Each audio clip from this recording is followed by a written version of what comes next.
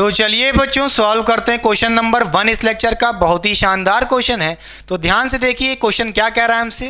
Question में हमसे कह रहा है find position of centre of mass from point C of remaining disc. Question में हमसे कहा है कि हमारे पास कोई एक सर्कुलर डिस्क है ऑफ रेडियस कैपिटल आर, ठीक है, और उस बड़ी सी सर्कुलर डिस्क में से हमने एक छोटी सी सर्कुलर डिस्क निकाल ली है ऑफ रेडियस स्मॉल ए। बेटा हमें क्या बताना है, हमें इस सर्कुलर डिस्क को निकालने के बाद जो भी रिमेनिंग डिस्क होगी उसका सेंटर ऑफ मास की पोजीशन बतानी है फ्रॉम दिस पॉइंट सी। बेटा नोट करिएगा। अच्छा, हम यहाँ से कह सकते हैं जो हमने फॉर्मूला पढ़ा था सेंटर ऑफ मास निकालने के लिए फॉर द रिमेनिंग पोर्शन, वो पढ़ा था। बोलिए बेटा क्या था? न्यू सेंटर ऑफ मास की पोजीशन निकालने के लिए फॉर्मूला था हमारे पास A1 R1 minus A2 R2 और अपॉन में क्या था A1 माइनस A2। बेटा ये होता है। अच्छा, अब हम क्या करेंगे, A1 A2 R1 R2 की वैल्यू इस फॉर्मूले में पुट कर देंगे, बड़े आराम से हमारा सेंटर ऑफ मास की पोजीशन आ जाएगी ऑफ दिस रिमेनिंग डिस्क। बेटा क्लियर? अच्छा, यहां से हम कह सकते हैं A1 क्या होता है, जल्दी बताइए बेटा। अगर हम बात करें A1 की तो A1 क्या था, एरिया ऑफ, या कह लो एरिया बिफोर कट। ठीक है, एरिया बिफोर कट का मतलब क्या है, जब आपने इस सर्कुलर डिस्क को छोटी सी पोर्शन नहीं निकाली है तो इसका मतलब क्या है, हमें इस पूरी डिस्क का एरिया निकालना है। बोलिए, एरिया बिफोर कट ही तो हमारा क्या होता था, A1 होता था। एरिया बिफोर कट कितना होगा, इस पूरी सर्कुलर डिस्क का एरिया जिसका रेडियस कैपिटल आर है। तो आप कह सकते हो यहां से कि एरिया बिफोर कट क्या हो जाएगा, पाई आर स्क्वायर। बेटा ठीक है। अरे भाई ये बड़ी सी सर्कुलर डिस्क कैसे होगी, एक सर्कुलर फॉर्म में तो है, एक सर्कल के ही तो फॉर्म में है, और सर्कल का एरिया कैसे निकालते हैं, पाई आर स्क्वायर से निकालते हैं, सीधी सी बात है। इस बड़ी सी सर्कुलर डिस्क का रेडियस आर था तो उस हिसाब से इसका एरिया क्या हो गया, पाई आर स्क्वायर। अच्छा, अब बात करें A2 की। A2 क्या होता था, जल्दी बताइए। A2 हमारा एरिया ऑफ कट पार्ट होता था, जितना पार्ट आपने इसमें से कट कर लिया है, या कह लो एरिया ऑफ रिमूव्ड पार्ट, जो एरिया आपने इसमें से रिमूव कर लिया है वही एरिया क्या होता था, A2 होता था। अच्छा, तो इस कट पार्ट का एरिया कितना होगा, जिसका रेडियस कितना है बेटा, A है। तो उस हिसाब से आप कह सकते हो इस छोटे वाले सर्कुलर डिस्क की एरिया कितनी होगी, पाई A स्क्वायर होगी, सीधी सी बात है। अच्छा, अब बात करें R1 R2 की। बेटा अगर बात करें R1 क्या होता था, R1 हमारा पोजीशन ऑफ सेंटर ऑफ मास होता था ऑफ टोटल मास। ठीक है, अगर मैं बात करूं इस पूरी टोटल सर्कुलर डिस्क की तो उसका सेंटर ऑफ मास कहां पे होगा, इनिशियली जब ये काटा नहीं गया है। ठीक है, इनिशियली इस टोटल मास की, या कह लो इस टोटल सर्कुलर डिस्क की सेंटर ऑफ मास की पोजीशन कहां पे होगी, इस पॉइंट सी पे ही तो होगी, ज्योमेट्रिक सेंटर पे ही होगी। बोलिए, सेंटर ऑफ मास की पोजीशन ऑफ दिस बिग वाली सर्कुलर डिस्क।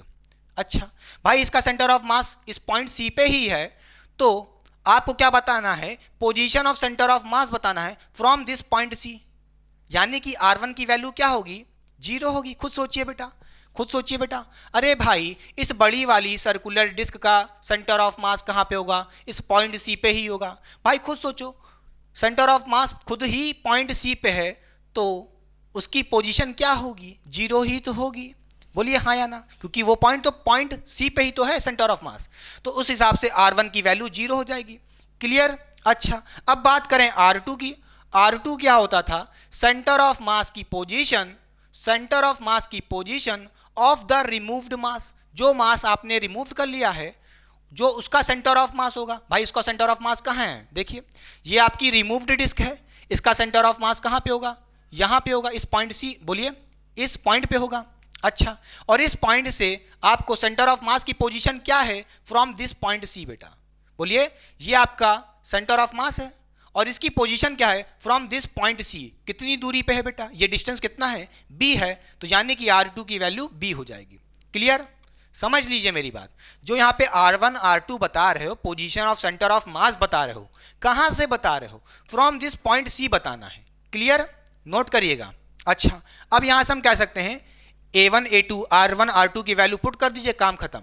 फिर यहां से कहोगे A1 कितना है बेटा, बोलिए पाई आर स्क्वायर है, इनटू R1, R1 कितना है 0 है, माइनस A2 कितना है बोलिए पाई A स्क्वायर है, और इनटू R2, R2 कितना है बेटा B है, और अपॉन में क्या होगा जल्दी बताइए A1 A2, A1 कितना है पाई R स्क्वायर है माइनस A2, A2 कितना है पाई A स्क्वायर है। ठीक है, फिर यहाँ से आप सॉल्व करोगे क्या हो जाएगा भाई पाई R स्क्वायर, ये पूरा टर्म 0 हो जाएगा। ठीक है, मल्टीप्लाई करोगे 0 से तो ये पूरा टर्म 0 हो जाएगा, फिर minus pi A square B हो जाएगा, और अपॉन में क्या रहेगा पाई R square minus pi A square. फिर यहां से क्या कहोगे ऊपर क्या हो जाएगा बेटा सिर्फ minus pi A square B हो जाएगा, और अपॉन में क्या रहेगा बेटा देखिए ध्यान से, यहां से आप पाई कॉमन निकाल सकते हो। ठीक है, पाई कॉमन निकाल लेते हैं, फिर ब्रैकेट में क्या बचेगा R स्क्वायर बचेगा माइनस A स्क्वायर बचेगा।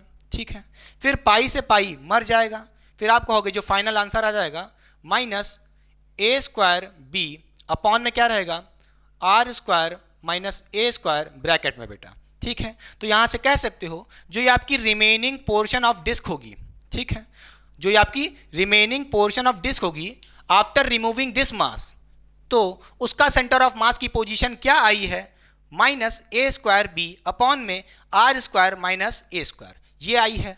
और नोट करने वाली बात क्या है, जो यहाँ पे ये माइनस क्या बता रहा है, माइनस साइन क्या बता रहा है, माइनस साइन ये बता रहा है कि जो सेंटर ऑफ मास की पोजीशन आई है from this point C left side होगी, जो न्यू सेंटर ऑफ मास की पोजीशन होगी वो किसी लेफ्ट साइड पे होगी।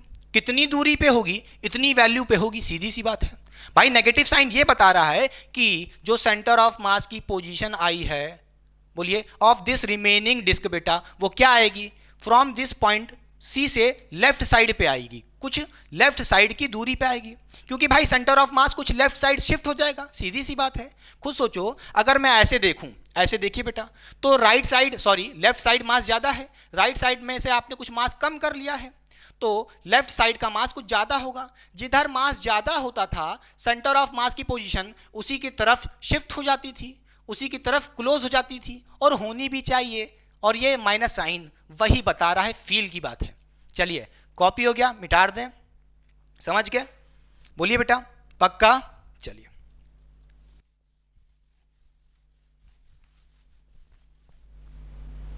तो चलिए बच्चों सॉल्व करते हैं क्वेश्चन नंबर 2 इस लेक्चर का। बहुत ही ताबड़तोड़ क्वेश्चन है, क्योंकि ये क्वेश्चन बेटा क्लास 11th वाले बच्चों के लिए तो इम्पॉर्टेंट है ही, साथ ही साथ कॉम्पिटिटिव लेवल वाले बच्चों के लिए भी इंपॉर्टेंट है। तो ध्यान से देखिए क्वेश्चन में हमसे क्या कह रहा है।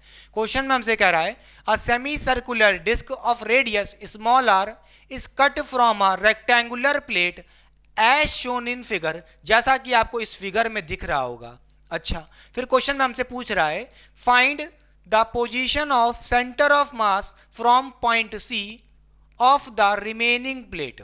ठीक है, क्वेश्चन में हमसे कह रहा है कि एक हमारे पास रेक्टेंगुलर प्लेट है बेटा, हमको यहाँ पे एक रेक्टेंगुलर प्लेट गिवन है, और उस रेक्टेंगुलर प्लेट में से एक semi circular disc small r radius की रिमूव कर ली गई है। तो जो ये पोर्शन बचेगा remaining portion of this rectangular plate, जो आपको ये शेडेड रीजन दिख रहा है, ये रिमेनिंग पोर्शन जो आपको दिख रहा है बेटा, हमें इस remaining portion of this rectangular plate का सेंटर ऑफ मास की पोजीशन बतानी है from this point C। Note करिएगा, फिर बोल रहा हूं, हमें रिमेनिंग प्लेट की सेंटर ऑफ मास की पोजीशन कहां से बतानी है, फ्रॉम दिस पॉइंट C से बतानी है। सबसे इंपॉर्टेंट बात यह है। अच्छा, यहां पे हमको इस सेमी सर्कुलर डिस्क का रेडियस स्मॉल r गिवन है। अगर ये डिस्टेंस स्मॉल r होगा तो ये डिस्टेंस भी स्मॉल r होगा, तो यहां से हम कह सकते हैं ये डिस्टेंस हमारा क्या होगा, स्मॉल r होगा। अच्छा, तो यहां से अगर मैं पूछूं इस रेक्टेंगुलर प्लेट की लेंथ क्या होगी, भाई आप कहोगे r प्लस r कितना हो जाएगा, टोटल लेंथ 2r हो जाएगी। तो यहां से आप कह सकते हो जो रेक्टेंगुलर प्लेट की लेंथ होगी वो कितनी होगी बेटा, 2r होगी, सीधी सी बात है। अच्छा, अगर ये डिस्टेंस क्या है बेटा, रेडियस r है, तो ये भी तो हमारा रेडियस r होगा। ठीक है, तो इसका मतलब क्या है, ये डिस्टेंस हमारी कितनी हो जाएगी बेटा, स्मॉल r हो जाएगी कि नहीं हो जाएगी, बोलिए। क्लियर बेटा। तो यहां से हमको क्या क्या पता चल चुका है, इस ट्रायंगुलर प्लेट की लेंथ पता चल गई और ब्रेथ पता चल गई। नोट करिएगा, अब यहां से हम इस remaining portion of rectangular plate का सेंटर ऑफ मास की पोजीशन निकाल सकते हैं by using new centre of मास का फॉर्मूला जो आपने पढ़ा था। कितना था बेटा?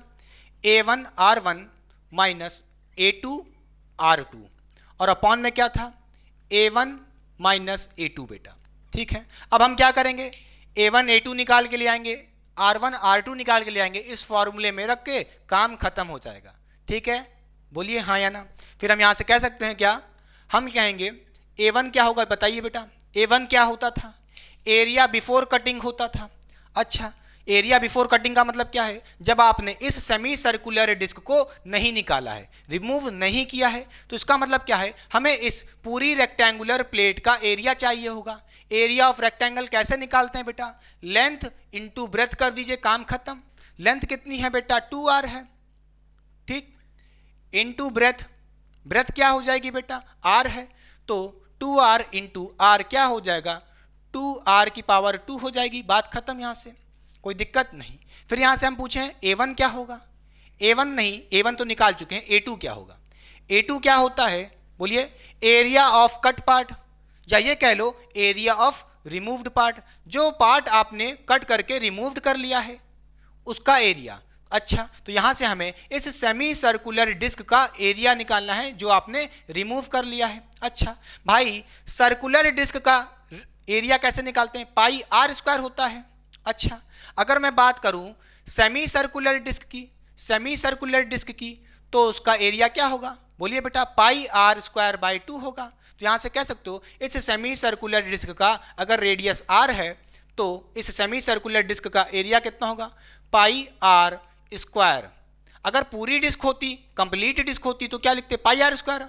भाई हमें सेमी सर्कुलर डिस्क रिमूव किया है तो 2 से डिवाइड कर देंगे, सीधी सी बात है। अच्छा, A2 आ गया।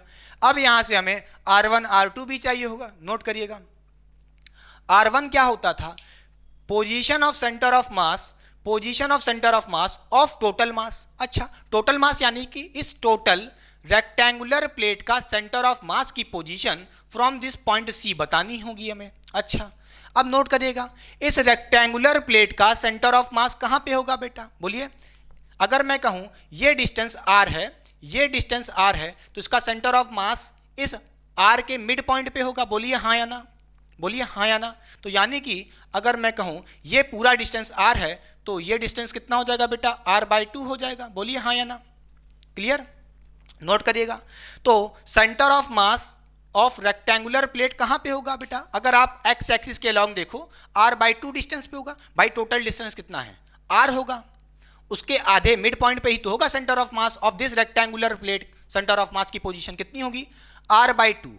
ठीक है, नोट करिएगा। हम क्या बता रहे हैं? R1 क्या है? सेंटर ऑफ मास की पोजीशन, सेंटर ऑफ मास की position of this complete rectangular plate from the point C।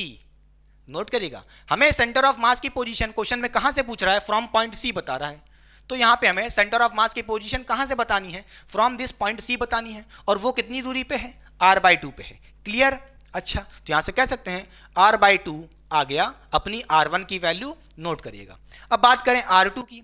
R2 क्या होता था? नोट करिएगा बेटा, R2 मैंने आपको क्या बताया था? Position of centre of mass of removed mass. अच्छा, आपने कौन सा मास रिमूव किया है? आपने सेमी सर्कुलर डिस्क का मास रिमूव कर लिया है। तो हमें सेंटर ऑफ मास की position of semi circular disc बतानी होगी फ्रॉम दिस पॉइंट C, और वो वैल्यू क्या होगी? R2 होगी। नोट करिएगा। अच्छा, नोट करिएगा बेटा एक बात और बात, प्रीवियस लेक्चर्स में मैंने आपको सेमी सर्कुलर डिस्क की जो सेंटर ऑफ मास की पोजीशन बताई थी और डराइव भी करवाई थी आज के दिन के लिए बेटा। ठीक है? अच्छा, पता है कि नहीं पता है? बताइए जल्दी से। सेमी सर्कुलर डिस्क की सेंटर ऑफ मास की पोजीशन क्या होती है?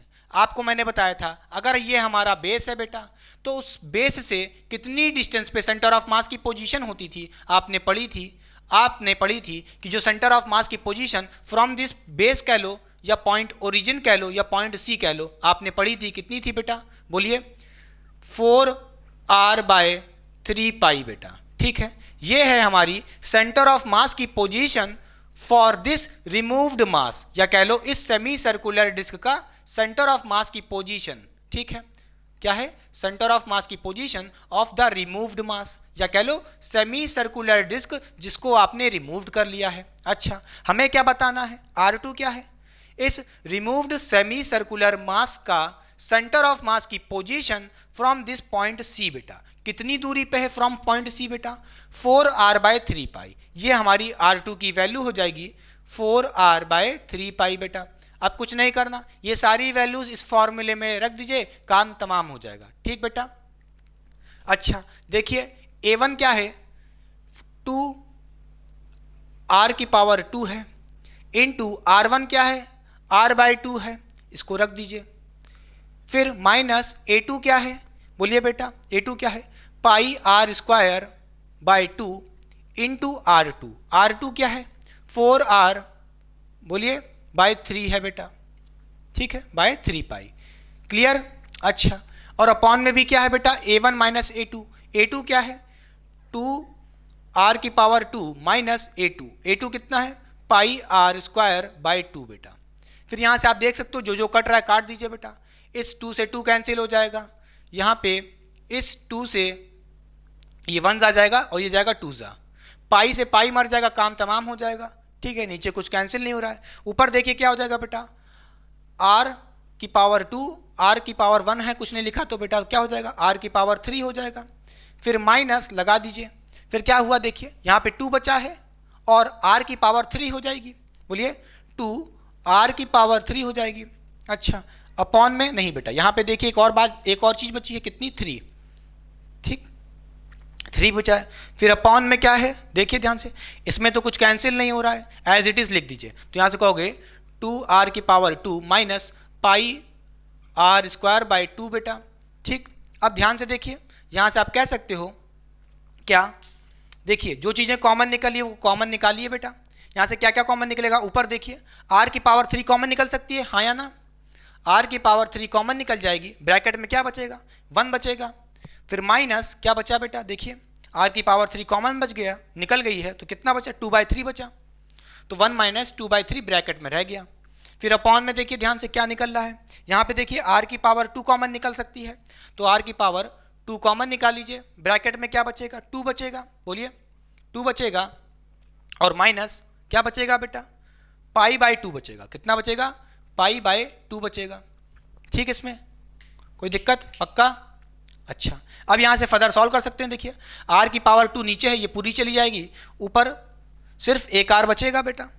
ठीक है, फिर यहाँ से सॉल्व कर सकते हैं, क्या आ जाएगा, जल्दी देखिए, यहाँ पे कहोगे एक r बचा है, और ब्रैकेट को सॉल्व करिए बेटा ऊपर वाले को, तो देखिए इसको इधर भेजोगे मल्टीप्लाई में कितना हो जाएगा, 3 हो जाएगा, 3 में से 2 माइनस कर लेंगे, बोलिए 1 बचेगा, तो 1/3 आ जाएगा, कितना आ जाएगा, 1/3 आ जाएगा। अच्छा, फिर अपॉन में क्या रहेगा, ध्यान से देखिएगा, अपॉन में सिर्फ ये बचा है, क्या हो जाएगा, 2 × 2 कितना हो जाएगा, 4 हो जाएगा, बोलिए बेटा 2 × 2 4 हो गया, और क्या बचेगा, -π और अपॉन में 2। क्लियर। अब इसको आप सॉल्व कर सकते हैं बड़े आराम से, क्या हो जाएगा, जल्दी देखिए, यहाँ से कहोगे हमारे पास क्या है, r/3 है बेटा, बोलिए r/3 है, और ये डिवीज़न वाला साइन है बड़ा वाला। ठीक, फिर इंटू लगाएंगे, डिवीज़न साइन हटा करके इंटू लगाएंगे, और इस नीचे वाले फ्रैक्शन को पलट देंगे, तो क्या हो जाएगा, 2 ऊपर आ जाएगा, बोलिए 4 - π, ये नीचे हो जाएगा बेटा, रेसिप्रोकल कर दिया। ठीक, अब यहाँ से सॉल्व कर सकते हो, कितना आंसर आ जाएगा बेटा, जल्दी देखिए, यहाँ से अपना आंसर आ जाएगा, बोलिए 2r कितना हो गया, 2r/ कितना हो गया, ब्रैकेट में 3 4 - π बेटा।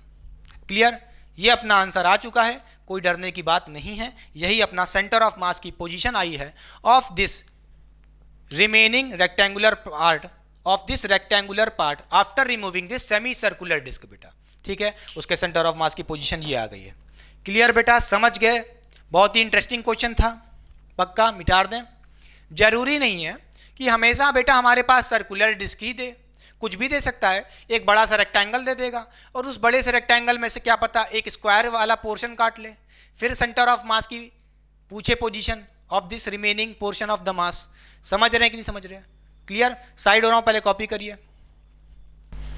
तो चलिए बच्चों, ख़त्म करते हैं इस लेक्चर को। आई होप आपने बहुत ही इंजॉय किया होगा।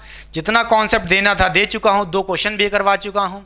बहुत ही ज़्यादा लंबा टॉपिक नहीं था, बहुत ही छोटा टॉपिक था। ठीक है, सारे बच्चों के लिए इंपॉर्टेंट था। आई होप आपने नोट्स बना रहे हैं अपने।